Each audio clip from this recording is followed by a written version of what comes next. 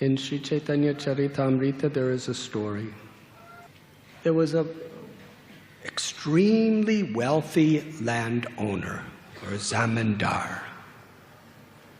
His name was Subudhi Rai. He owned vast tracts of land, had beautiful homes. So many people were paying taxes to him. He was like a king of a province. And he was very affectionately taking care of people who were helping him. And there was one young Muslim boy who was just a simple boy. And Subudhi Rai took him in and treated him like his own son and was engaging him in various services and maintaining him.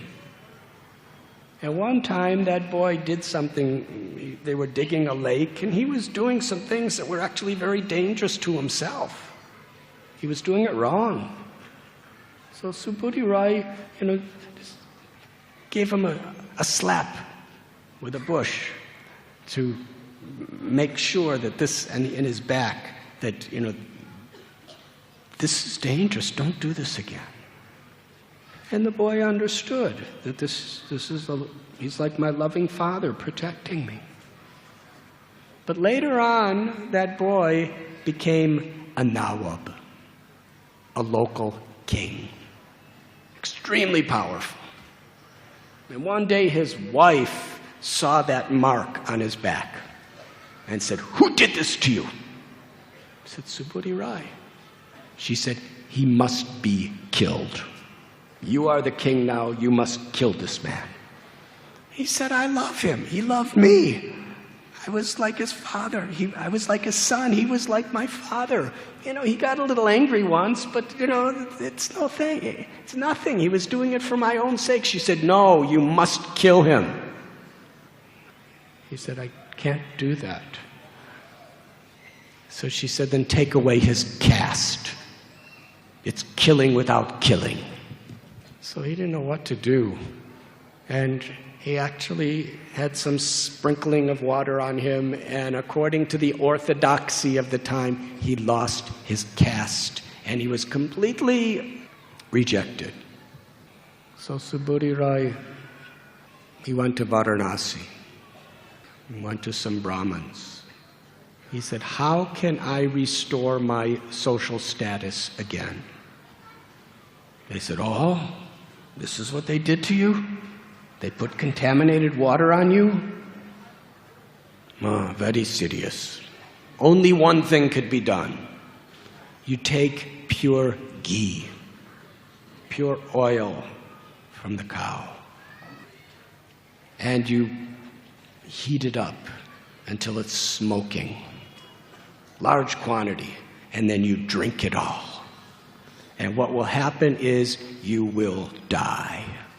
But because you die with all that pure ghee in you, you will take your next birth and have your social status restored. This is how ritualistic people can be. So he wanted a second opinion. He went to some other Brahmins and said, "This is what they told me." They said, No, it's not such a big thing. Don't worry about it. You don't have to drink boiling ghee." So then he was really confused, because everyone's giving him different opinions. And Sri Chaitanya Mahaprabhu came to Varanasi just at that time, on his way to Vrindavan. He was staying at the house of Chandrasekhar Acharya, taking his prasad at Tapan Mishra's home. And Subudhi Rai approached him and told him about the conflict of all the different opinions. And this was something very important to him. Lord Chaitanya smiled. He said, "All you have to do is go to Vrindavan. Live in Vrindavan, do seva in Vrindavan, and constantly chant Hare Krishna. Hare Krishna, Hare Krishna, Krishna Krishna, Hare Hare, Hare Ram, Hare Ram, Ram Ram, Hare not only will you restore your social status, who cares about that?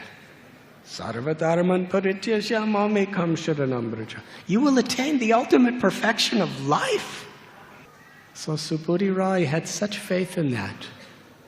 He left everything, all his wealth, all his security, and he came to Vrindavan.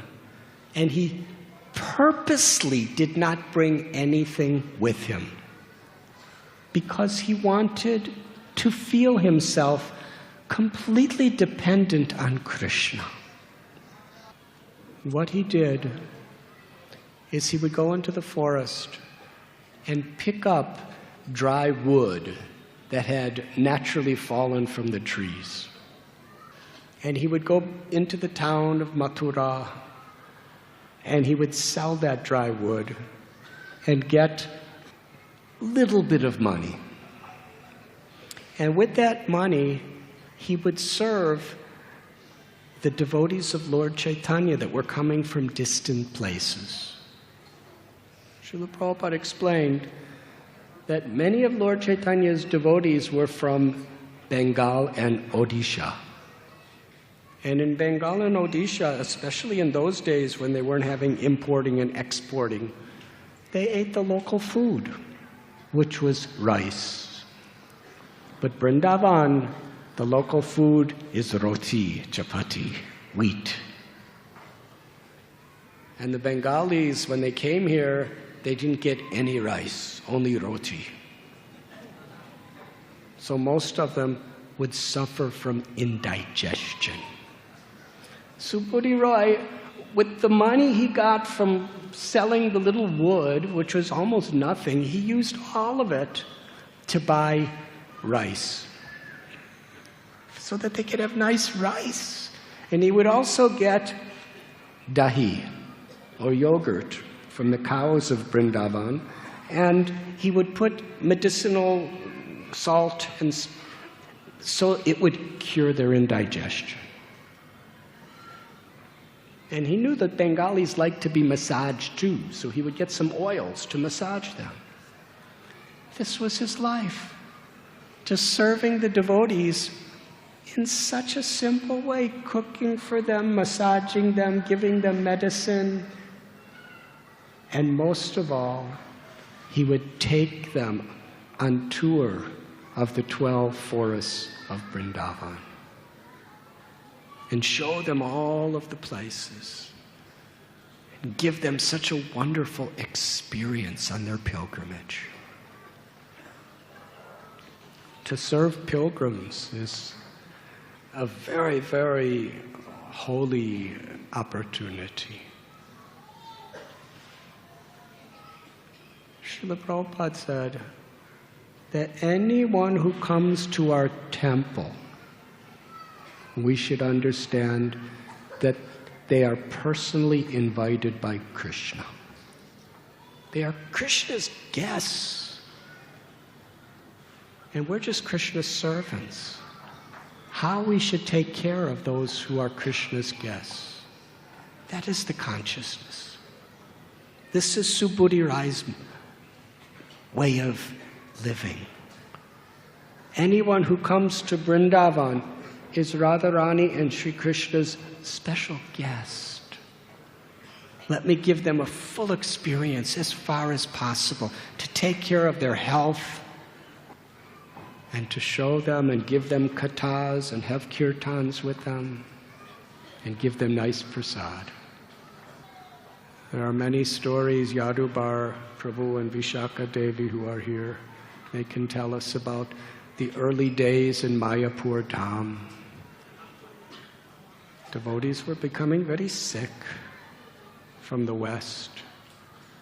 And Srila Prabhupada was so attentive that they had their mosquito nets, that they had proper medicines, that they had properly prepared prasad that would not only sustain them and make them happy, but make them healthy. Very concerned. I was just reading in the book about Yamuna Devi's life, where Srila Prabhupada specially gave her this service. The devotees were coming to Vrindavan and getting so sick, and they were in so much anxieties. So he told Yamuna Devi that I am entrusting you with all of these devotees to make sure they have very nice prasad, that they have proper medicines when they're ill, that they have proper accommodations. They could be very simple, but proper and clean. You see, for Srila Prabhupada, this caring for devotees was most sacred. Because each and every one of these devotees gave their lives for him.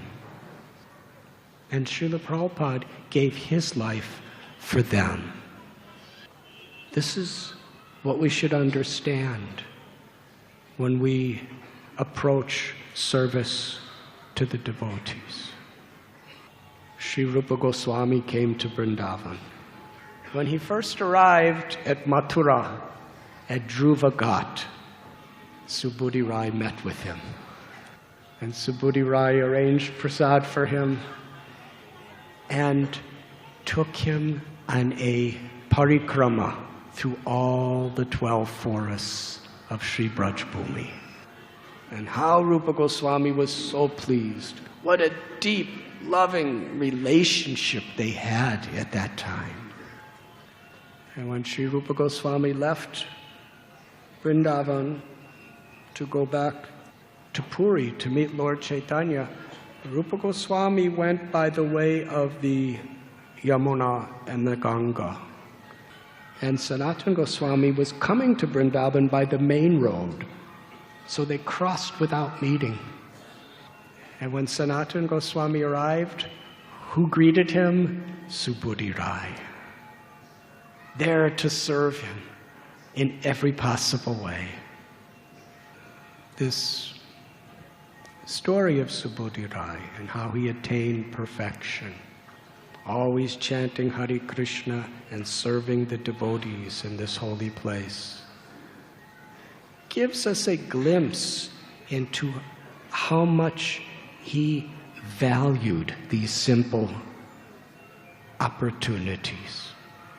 To be in Vrindavan, to serve devotees, to chant the holy names. It's very simple. But he left an estate worth tens and millions of dollars, fine clothes, fine food, because he had such an appreciation for the value of devotional service.